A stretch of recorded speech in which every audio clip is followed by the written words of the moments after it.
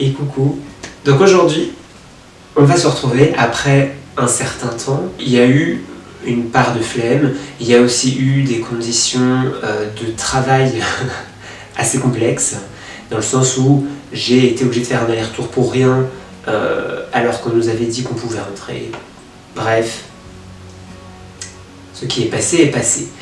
Alors du coup, je me suis dit que j'allais enfin faire les petites vidéos qui concernaient les retours d'expérience Erasmus. Et alors j'ai commencé par celle-là, je ne sais pas pourquoi, mais c'est comme ça. Et là, du coup, j'avais pensé à faire une vidéo sur qu'est-ce qu'il faut emmener. Bon, là, je vais juste dire rapidement, moi en tout cas, quelles ont été les possibilités pour me rendre en Pologne. Bien sûr, ça change d'un pays à l'autre. Et par exemple, si j'étais parti en Finlande, j'aurais pas trop eu le choix que d'y aller en avion. Pour des raisons évidentes de coût, de temps et de possibilités également. Là en Pologne, moi j'ai presque tout fait en bus parce que c'était plus économique et en fait moi dans mon cas c'était plus pratique aussi. Tout ça pour dire que j'ai eu la chance, si on veut, parce qu'après il a fallu les ramener, mais j'ai eu la chance de pouvoir emmener quand même un certain nombre de choses. En particulier, les vêtements, les chaussures, ça prend de la place. Du coup, j'ai pu emmener 2 bagages en soute dans le bus. J'ai payé un supplément qui était pas très cher par rapport à si j'avais pris l'avion. Mais quand je dis pas très cher, c'était genre 5 €. Donc c'était vraiment intéressant. Pourquoi je dis que c'était un avantage et en même temps pas vraiment, c'est que quand je les ai ramenés, forcément j'avais ramené des trucs de Pologne, du coup c'était hyper lourd, j'ai failli louper mon train, enfin bref, quand je suis arrivé à Paris c'était n'importe quoi. Et c'est bon, là j'en rigole, mais sur le coup, je pense franchement j'ai failli perdre un orteil. Les gens dans la rue, ils me regardaient, il n'y a pas une personne qui m'aidait. Il y a une personne qui m'a aidé, j'ai fait tomber mon manteau, une personne qui m'a ramassé mon manteau. C'était horrible, parce qu'en fait, moi je ne connaissais pas Paris, du coup j'ai fait la majorité du truc à pied. Donc j'ai dû aller de Bercy à Montparnasse à pied. On est parfait. Bref, revenons à ce qui nous intéresse dans cette vidéo, enfin ce qui m'intéresse du coup, puisque c'est moi qui l'ai fait. Je pensais du coup à faire qu'est-ce qu'il faut emmener, qu'est-ce qu'il ne faut pas emmener, qu'est-ce qui est un peu une mauvaise idée, qu'est-ce qui est, selon moi, une bonne idée. Bien entendu, c'est selon moi, je n'aurais pas la prétention de dire qu'il faut faire ci, qu'il faut faire ça. Et du coup, je vais commencer par tout ce qui est trousse de toilette, en gros, parce que c'est là où c'est, pour moi, le plus facile de gagner de la place. Parce que les fringues, c'est compliqué, en fait. À un moment donné, tu peux pas emmener moins que ce que tu as besoin. Enfin, tu vas pas faire des machines tous les 2 jours, quoi. Donc, bon. Donc dans la trousse de toilette, moi je trouve que c'est là où il y a le plus de trucs à gagner en place, parce qu'en fait on se rend pas compte, et d'ailleurs ça c'est un truc même finalement pour la vie de tous les jours, on se rend pas compte en fait de la place que ça prend. Là je suis dans un logement étudiant et franchement la trousse de toilette c'est le truc qui prend le plus de place, parce que moi j'ai pas de rangement dans ma salle de bain, qui soit dit en passant n'est pas vraiment une salle de bain mais plutôt un placard avec des toilettes et une douche. Alors je sais pas trop dans quel ordre je vais le faire, mais je vais faire peut-être dans l'ordre de ce que tout le monde va emmener, et après je ferai des spécificités pour moi.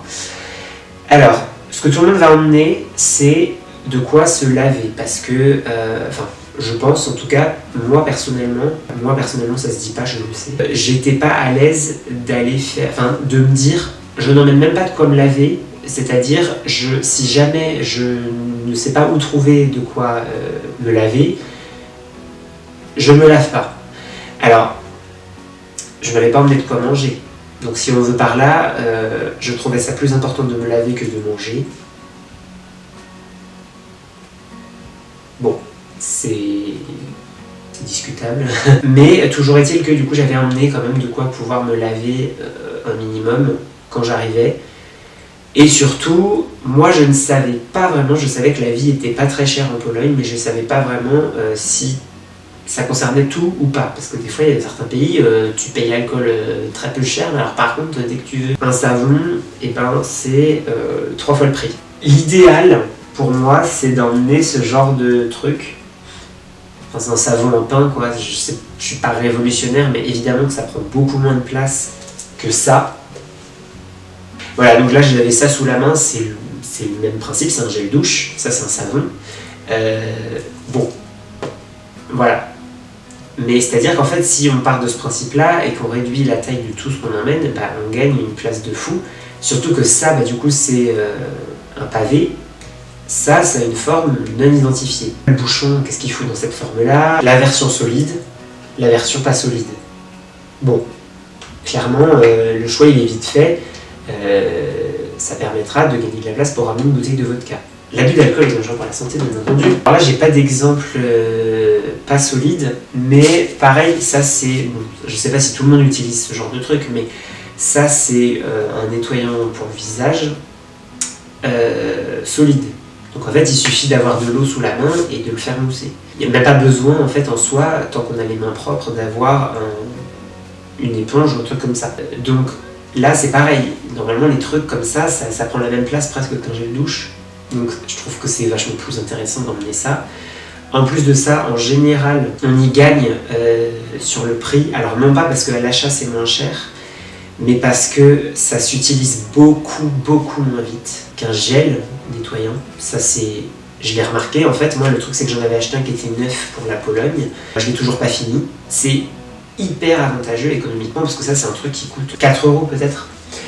Et en plus de ça, un autre avantage, c'est que en fait, ça, dans cette gamme-là, moi j'ai pris celui-là parce que c'est celui qu'on trouve dans un supermarché et qui est pas trop dégueulasse au niveau de la composition.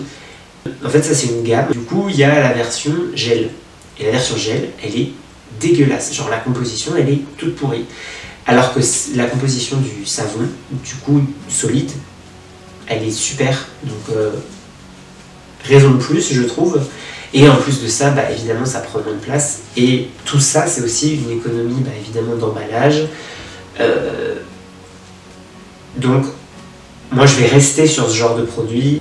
Dans le futur, j'achèterai assez peu de produits classiques. Ça fait perdre de la place, ça fait plus de déchets. Et en plus, en général, les compos des produits solides, elles sont meilleures.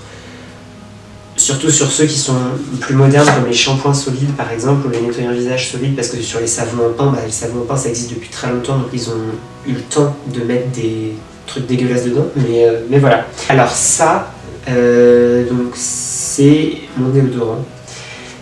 J'ai apporté aussi une version, pour moi qui est un peu voyage, d'un déo. Donc ça c'est un déodorant classique avec une bille. Donc à l'intérieur c'est liquide, et bon, le packaging est quand même en verre, donc c'est un peu moins pire que d'autres. Le pire du pire c'est les aérosols, parce que ça prend une place de dingue, et en fait ça se finit assez vite, même les compressés c'est pratique pour le voyage, oui, mais si on vous en offre à Noël quoi, pour moi c'est le truc le plus pratique que j'ai trouvé en termes de déo. Donc ça c'était à la base de la tapenade, mais évidemment j'ai nettoyé le pot pour mettre du déo, donc c'est un déo que je fais moi-même. En fait ça va se présenter sous une forme de pâte. Donc là-dedans, en gros il y a 4 ingrédients. Il y a de l'huile de noix de coco, du bicarbonate de soude, de la fécule et des huiles essentielles. Les huiles essentielles, bah, après c'est en fonction du goût pour l'odeur, mais aussi en fait il faut regarder, après sur internet on peut regarder, il y a différentes huiles qui vont avoir un impact, qui vont avoir plusieurs propriétés. Il y en a qui vont être plutôt antibactériennes, il y en a qui vont plutôt être nourrissantes, enfin je sais pas trop comment on dit. J'essaierai de retrouver la vidéo que j'avais utilisée à la base pour cette recette. Ça gagne de la place, donc voilà. Là en comparaison, la place gagnée n'est pas énorme, mais un petit peu, on gagne un peu quand même. Mais surtout ça dure pas 6 mois. Alors après, j'utilise des trucs à base d'aloe vera, donc ça c'est un gel classique, ça prend beaucoup de place, mais bon bah ça par contre pour le coup je sais que j'en utilise beaucoup, donc c'est pour ça que j'achète ce format. Mais pour voyager, il y a aussi ce genre de format, donc là c'est des crèmes plus grasses, enfin plus crémeuses on va dire, ça c'est un gel, ça c'est une crème. Mais par contre évidemment le format est beaucoup plus intéressant pour voyager, et bon bah du coup ça dure beaucoup de temps ce genre de crème, parce qu'on n'en met pas une caisse tellement c'est épais en fait, mais ça a l'avantage d'être petit.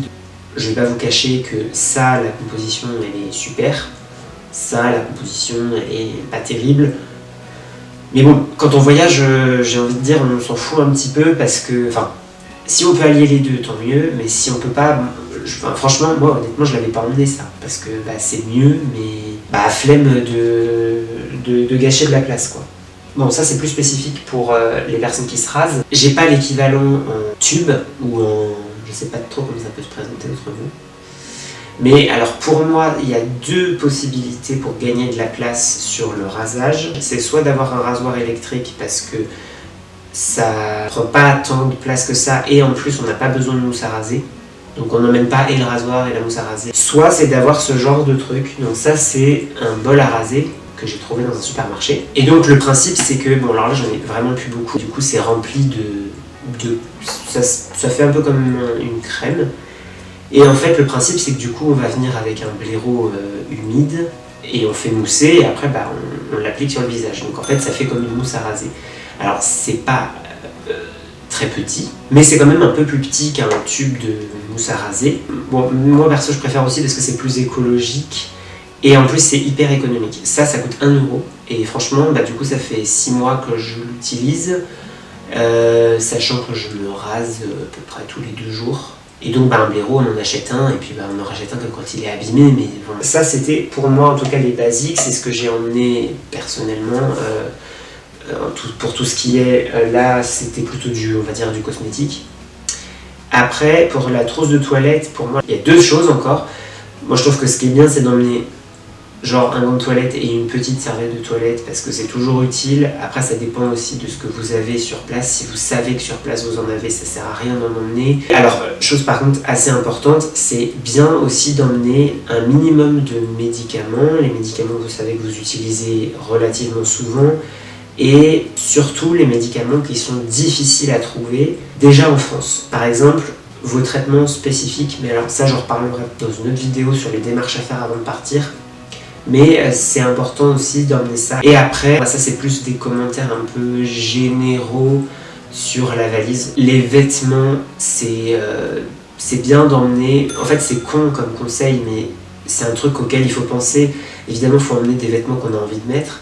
Mais le plus important c'est aussi d'emmener des vêtements qui vont les uns avec les autres quoi. Quand on fait sa valise on a envie de tout emmener et au final des fois on se retrouve à faire des choix qui sont pas très intelligents.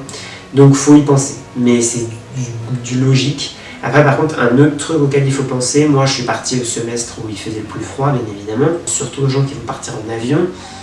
Moi je ne conseille pas d'emmener un manteau, sauf par exemple si vous partez dans un pays où il fait extrêmement froid, que la vie est extrêmement chère et que vous avez besoin de prendre le temps de chercher un manteau dans une boutique spécialisée, par exemple qui vend des articles pour le ski ou des trucs comme ça, là ça se discute.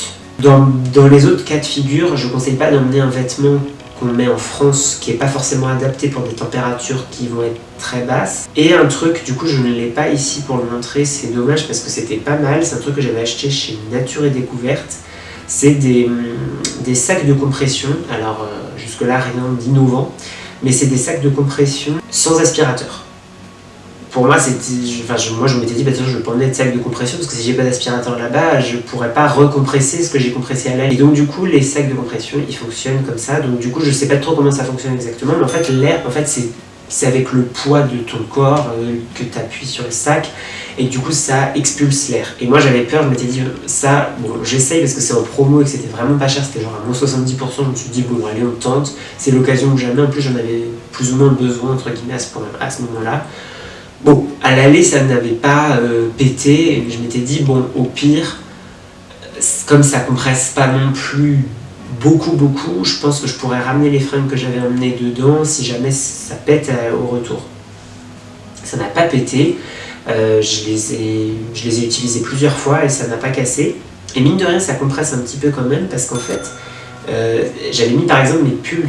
En fait, les pulls, ça prend beaucoup de volume parce que souvent, moi j'avais emmené des pulls qui avaient des grosses mailles avec de la laine, des trucs comme ça.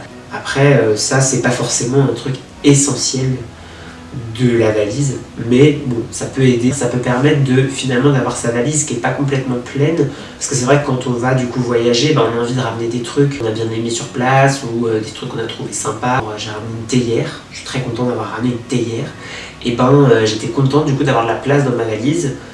Bon, après j'ai un peu fait en sorte de la trouver cette place parce que je n'avais plus vraiment, du coup j'étais en train de bourrer ma théière de chaussettes et tout pour pas qu'elle casse et puis pour pouvoir fermer ma valise aussi. Du coup je voulais juste rajouter un petit truc. Évidemment qu'il faut aussi emmener des vêtements qui sont faciles à laver en machine, qui ne craignent pas. Pas la peine d'emmener son plus beau t-shirt Gucci parce que franchement, déjà c'est un t-shirt que du coup vous allez laver, enfin c'est des fringues que vous allez laver tout le temps parce que moi je sais, j'avais emmené genre 4 pantalons peut-être. Bon bah 4 pantalons en fait en soi on se dit bah c'est beaucoup, ouais c'est beaucoup mais d'un autre côté un pantalon tu le mets 3 jours puis après tu le mets à laver, enfin donc ça revient vite, donc c'est des fringues que vous allez finalement laver beaucoup, donc ils vont s'abîmer, ça c'est certain. Donc c'est pas la peine d'emmener ces plus belles fringues ou ces fringues qui ont plein de couleurs partout, des trucs comme ça qui vont être hyper chiantes à laver. Je pense que j'ai fait le tour. Si jamais j'ai oublié quelque chose et que vous qui regardez la vidéo êtes parti en Erasmus et que vous pensez que c'est intéressant de rajouter, bah, n'hésitez pas à le rajouter en commentaire. Si jamais j'ai oublié quelque chose et que vous êtes destiné à partir et que vous avez une question, n'hésitez pas non plus à la mettre en commentaire, je me ferai une joie d'y répondre. Et bien, si la vidéo vous a intéressé, qu'elle vous a plu ou qu'elle vous a aidé, n'hésitez pas à me le faire savoir, un commentaire, un j'aime ou en vous abonnant. Et puis, n'hésitez pas aussi à me dire si vous avez des idées de sujets que je pourrais aborder. N'hésitez pas aussi à me le faire savoir et j'essaierai d'y répondre dans la mesure de mes connaissances. Et on se dit à bientôt pour une nouvelle vidéo. Salut!